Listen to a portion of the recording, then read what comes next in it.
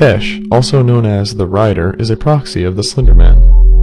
Before her corruption, Tessh was originally a human being named Robin Williams, born in the year 1981. She grew up in the town of Point Pleasant, West Virginia. She was well known and loved by her neighbors and friends. Robin's true best friend was Robert Anderson, a tall redhead with a love for filming wildlife. Their favorite spot to film was in the woods that outlined Robin's backyard. There they could film without anyone disturbing them. They had been working on a documentary on the life cycle of deer. Robin cataloged each deer they filmed by size, shape, gender, and gave each deer a name. The two teens spent a few hours of the weekend trying to get footage. They tracked deer herds to a river where they got the best footage. They worked on the film for 6 months. After a while, though, Robin began to notice a behavioral change in the deer. They were no longer calm in their environment. It was as though they could sense something that Robert and Robin couldn't see. Robin and Robert began to compare the number of deer at the start of the project to their current number. The numbers had significantly decreased, and it seems as though all the healthy deer had left the area.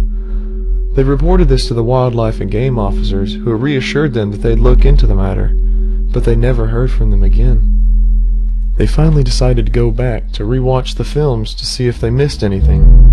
With each time they rewatched the film, certain things began to appear. Robert was the first one to spot a tall figure with elongated arms and legs in their footage. It was there with them the whole time. Robin spotted another figure that was much smaller, closer to human size. It had what looked like a mask that was smiling, but the other features were blurred in the film. Upon this discovery, the two teens were plagued by terrible headaches and sudden bursts of anxiety. The project was called off by Robert out of fear of the two beings. Robin began to have long periods of memory loss over the next 9 months. She had vivid visions of Robert committing himself to a painful death by his own hands. A voice followed after each vision. It belonged to the tall being.